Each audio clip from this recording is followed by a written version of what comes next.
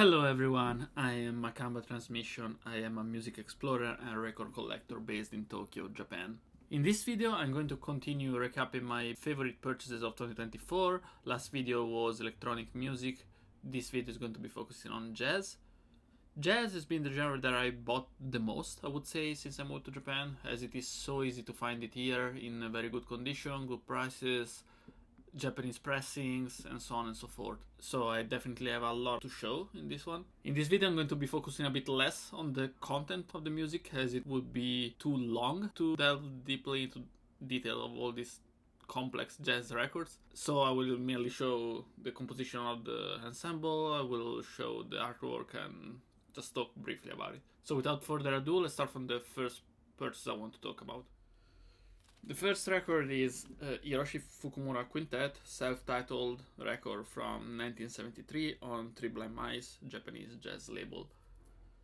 This ensemble is a bit atypical, as Hiroshi Fukumura is a trombone player and he also called Shigeru Mukai on trombone for this recording. So you have an ensemble formed of two trombones, a piano, bass, and drums. This is the original pressing from 1973 with the original lineup notes. As you might know, Three Blind Mice original pressing are usually quite expensive, but I was very lucky to have found this one at a shop that unfortunately closed down. It was called Tent Records, and it was a shop where regular people could rent a shelf to sell their own records. So it was always a great place to find new music from all sorts of genres, because there were all sorts of sellers putting the records out there. The prices also were decided by the individual sellers, and one of my favorite shelf was from a guy selling a lot of rare jazz records for the cheapest prices I've ever seen, and I bought so many records from him, including this one. I think I paid something around $50 for this, even $40 if I remember correctly, but on Discogs this sells for easily for $130, $150. So I was very happy to have found this one. It's a, I would say, very well played post-bop record. The particular thing, as I mentioned already, is the two trombones. So yeah, this was Hiroshi Fukumura Quintet on Three Blind Mice from 1973. From the same record store and from the same seller at that record store, I also got this one, Albert Ayler, Lörrach, Paris, 1966. This is a double live recordings by Ayler from 1966, as the title says, but it was only published in 1982 on Hetat. So yeah, the first recordings is in Lörrach in Germany, the second one from Paris. On this one, you can see the catalog from the label. They release a lot of pretty good stuff. And the particular thing on this one, I mean, in addition to being the usual great Ayler recordings, of course, there is his brother Don Ayler on trumpet, and also the Dutch violin player Michael Samson, I don't know exactly how it's called, but very good performance on this one. In general, I'm a big fan of Albert Ayler, especially his live sets. Just amazing spiritual music, so ahead of its time for sure.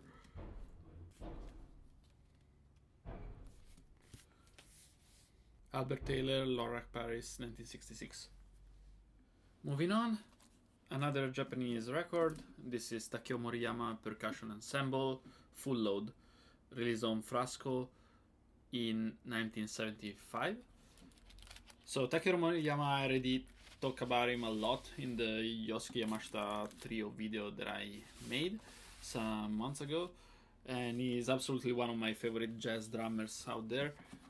And in this record, he called two other drummers to play with him, so in total it's a percussion trio. It's just a percussion-driven record, just vibraphone, drums, and other sort of percussion. All tracks are composed by Moriyama himself.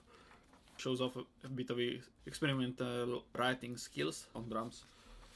And Frasco is a label that I would absolutely recommend. A lot of quality Japanese free jazz from Yosuke Yamashita, Akira Sakata, Takeo Moriyama, and others as well. I got this one at the record store called Universe Sounds. which is, I would say, probably my favorite jazz record store in Tokyo, and I would recommend visiting absolutely. You can always find a lot of rare jazz over there, especially if you like the most experimental side. And continuing with the same artist, Takeo Moriyama, this is from some years later, 1983, East Plants. Takeo Moriyama as leader. This is a reissue from 2018 on Barely Breaking Even label. Very good packaging. The reissue is actually a double vinyl, while the original one was a single one. But yeah, all tracks would fit in one single record, but I don't know why they did it on double. But anyway, the packaging is pretty good, so not much to complain about. The original was released on VEP, a Japanese label.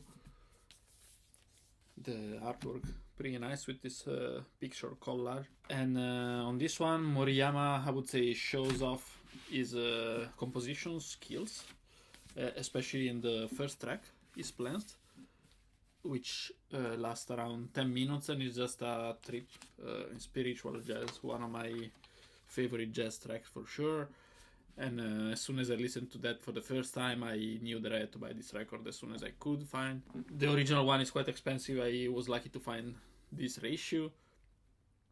Again, His Plans, the title track, is just an amazing trip. The rest of the record also super good, but on the first one, he really created something different than what we are used to with Takeo Moriyama. The other players on the record, Mochizuki, maybe the most famous one, on saxophone, Toshiko Inoue, Suichi Enomoto, Yoji Sadanari.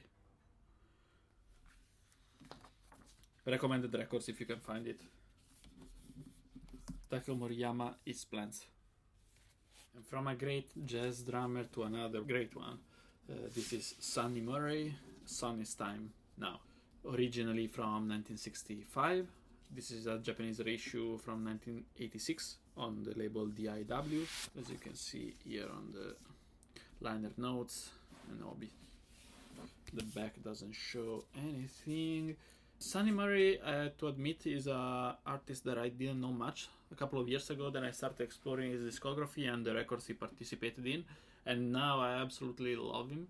Definitely one of my favorite free jazz drummer. In this record, he's joined by Albert Ayler on saxophone, Don Cherry, Henry Grimes, Louis Worrell, Leroy Jones. So as you can see, a very good lineup. And this was originally released on Jihad Production, I think a small independent label I don't know much about. And as I was saying, this is a Japanese reissue. In general, Sonny Murray, now I bought several records of him, and I always try to almost buy on site when I see stuff by him.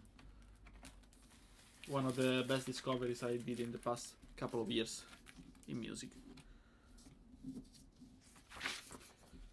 This was Sonny Murray, Sonny's Time Now. And this one is from Sonny Murray as well. This is the self-titled, origin from 1966. This is a 1975 Japanese reissue on ESP, like the original one, with the original Obi. So fantastic artwork. I mean, picture on the cover, this black and white, and the liner notes in the back of the record in Japanese. Part of the catalog of ESP. I have almost all of these records, I think. Yeah, Ornette, Coleman, Albert Ayler, Marion Brown, Sonny Simmons. This is a great one, as usual, with Sonny Murray. And in general, ESP disc is one of my favorite labels in jazz. I recommend everything that you can find by them. I always like their experimental jazz style. This is the self-titled by Sonny Murray, with a great picture on the cover. And yet another one by Sonny Murray. We pass from a great album cover to a more questionable one, I would say. But this is a great one. Originally from 1969.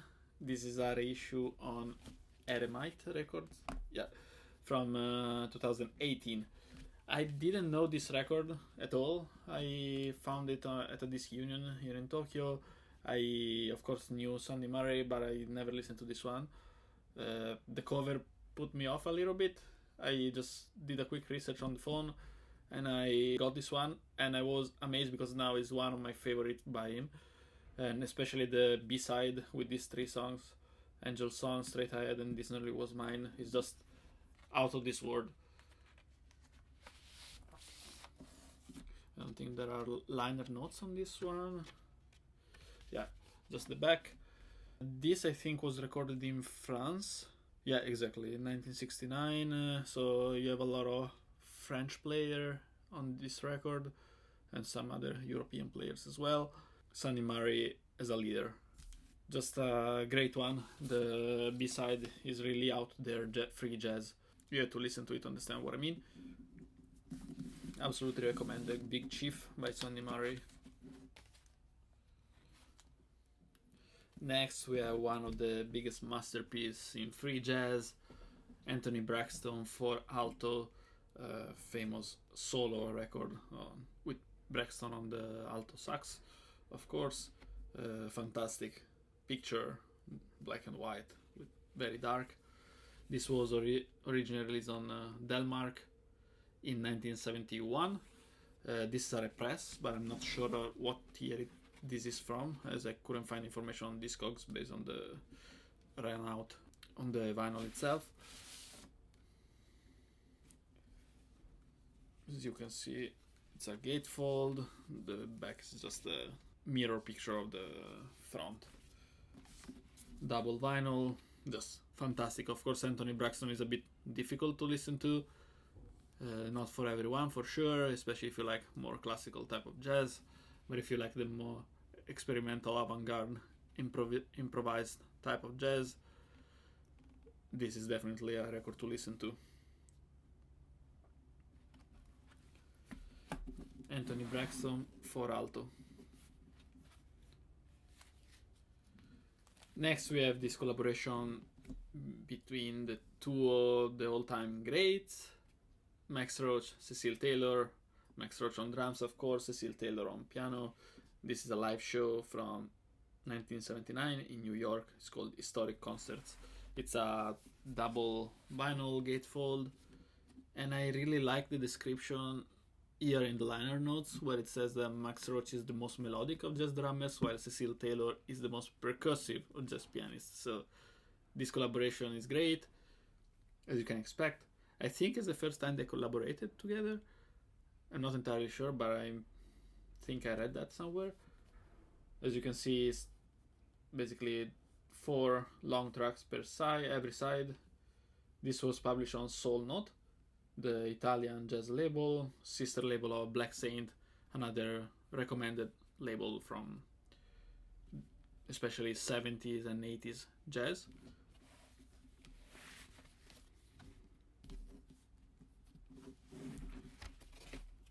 The records, as you can see, have the typical red label, red orange label on a Soul Note.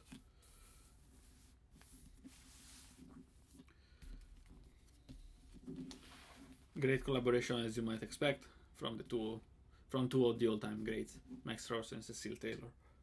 Historic Concert, published in 1984 on Soul Note. Then we have On the Corner by Miles Davis. In general, I have to say I'm not the biggest Miles Davis fan.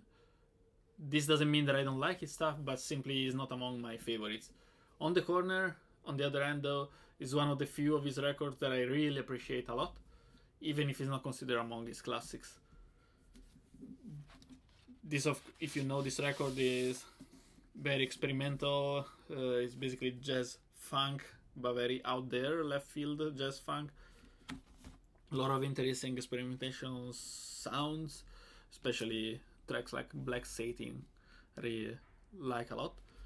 This is the only record that I have by Miles Davis. As I was saying, I'm not the biggest expert on him, and for sure other people did way more in-depth analysis of his music.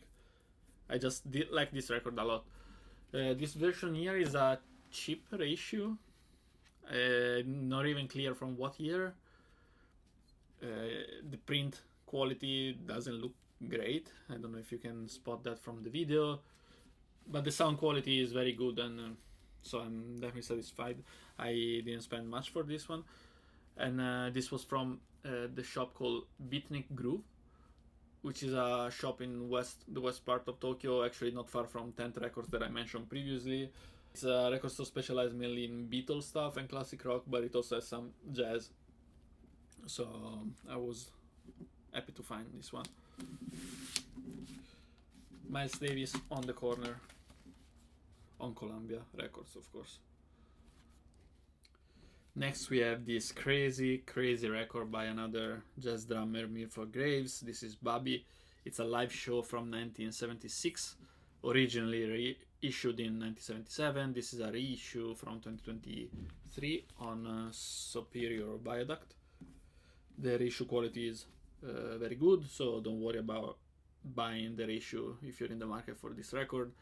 On this one, Milfrod on drums, of course, is joined by Arthur Doyle and Hugh Glover on reeds, and it's just an insane record, an insane performance by Milfrod especially, but the reed section as well. This is the liner note in the reissue with some description of the record, and yeah, not much to say, just you have to listen to this very energetic record and primal energy, very aggressive. Just a fantastic live set, in my opinion. Milfrod Bäbi. Moving on, we have the self-titled by Old and New Dreams, which is basically the Ornette Coleman original ensemble, just without Ornette Coleman and with Dewey Redman instead. This is just a fantastic record on ECM. It's not ECM style record for sure, it's more free jazz as you might expect. And this has one of the best version of Lonely Woman that I've ever listened to. I probably even prefer this version to the original one on The Shape of Jazz to Come. Just fantastic one. This was recorded in 1979 in Oslo and published in 1979 as well. This is an original pressing, just the Japanese version, and in great condition, as you can see, with the obi and everything. The yellow label on ECM and the Japanese liner notes with the rest of ECM discography as well. Again, this is just an incredible record, great performance by Ed Blackwell, fantastic drummer, Charlie Hayden, Don Cherry, Dewey Redman.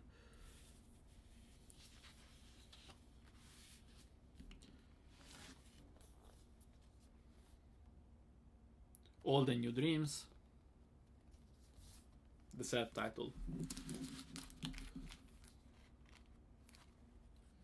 And since we mentioned Ornette Coleman, here we have Science Fiction with the great painting on the cover on Columbia Records from 1972. This is original pressing. Just one of my favorite, if not my favorite record by Ornette Coleman. Just this is of course a later release compared to the classic The Shape of Jazz to Come and the others, but just fantastic, incredible record. The performance of Ed Blackwell in particular here is just insane. In my opinion, it even anticipates a lot of extreme music, like from other genres like hardcore punk, power violence, grindcore, those type of extreme punk genres. The combination, of course, with Charlie Hayden on bass and Ed Blackwell on drums, one of my favorite combination in jazz. Great record, Science Fiction. Again, beautiful artwork.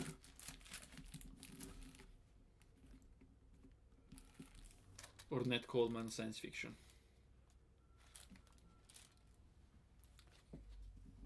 Here we have a live show by Cecil Taylor Unit, Akisakila, Cecil Taylor in Japan. This is a live show from 1973, and this was just a Japanese issue at the time on Trio Records. Cecil Taylor unit in this case is Cecil Taylor on piano, of course, Jimmy Lyons on alto sax, and Andrew Cyril on drums. This is a fantastic live show. Unfortunately, this version doesn't have the original obi that I've seen on disc, and it's quite nice with a picture of Cecil Taylor. But this is a great one. For sure one of my favorites, Cecil Taylor. In general, Cecil Taylor unit I always appreciate. But this one is one of the highlights for sure. It's a double record, as you can see. The gatefold with all the pictures from their trip to Japan.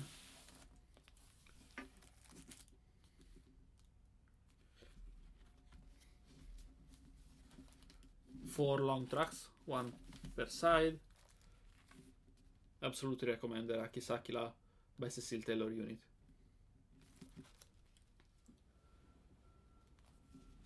We then have another fantastic record. This is Scorpio by Arthur Jones on alto sax.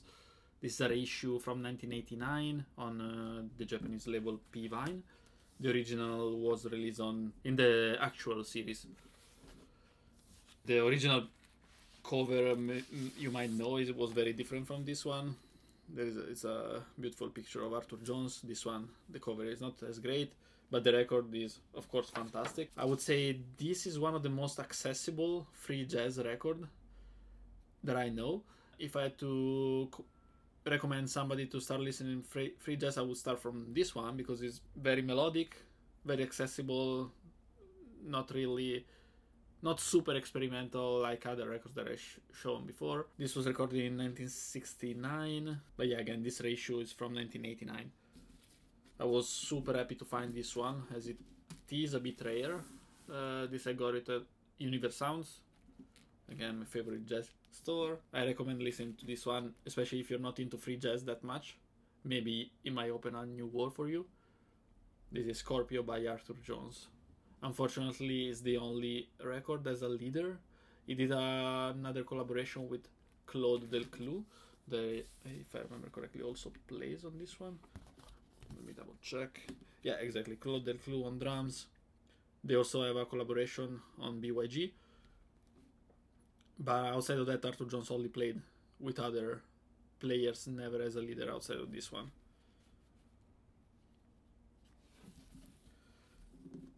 Check it out if you get the chance. And one of the records where Arthur Jones participated in is this one, Your Prayer by Frank Wright. This was originally released on ESP in 1967, but this is a reissue on the Italian label Bass Record. I'm not even sure if this one is an official reissue or is a bootleg. But the original one is quite difficult to find and quite expensive.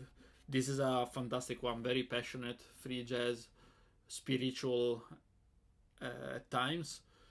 Arthur Jones on alto, as I was saying, Frank Wright, of course, on tenor, Jacques Corsil on trumpet, very underrated trumpet player, Jacques Corsil,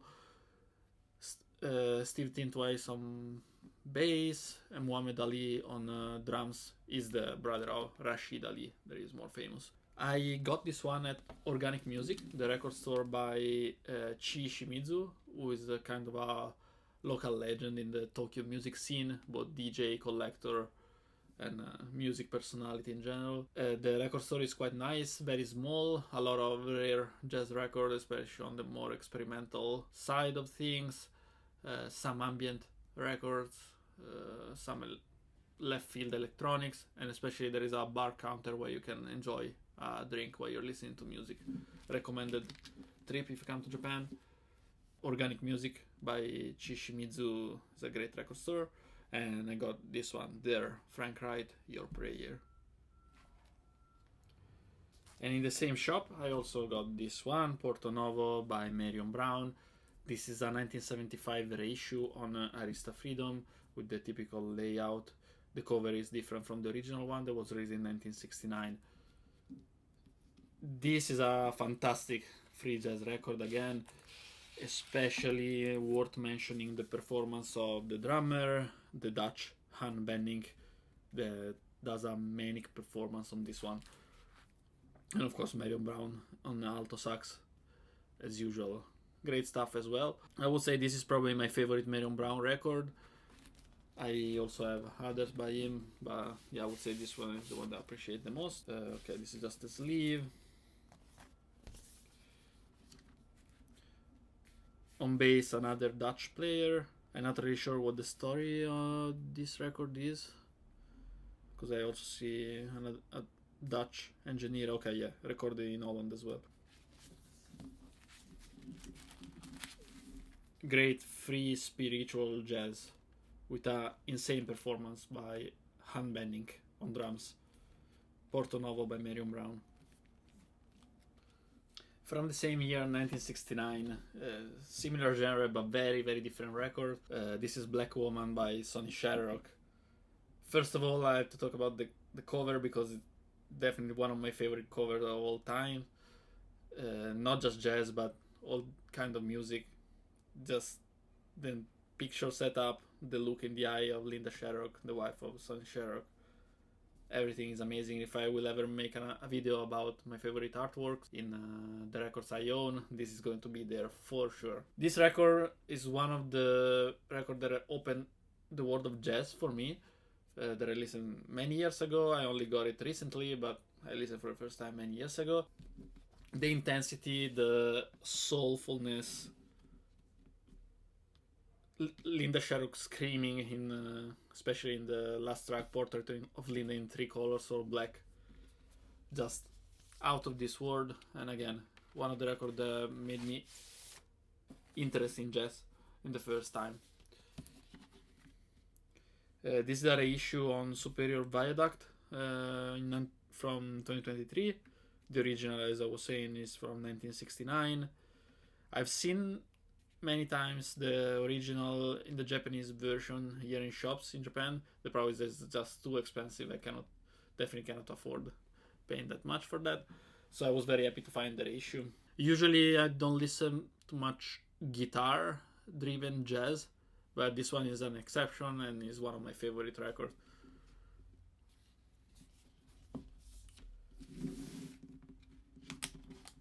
Sonny Sharrock, Black Woman. Then we have another great cover, another great record.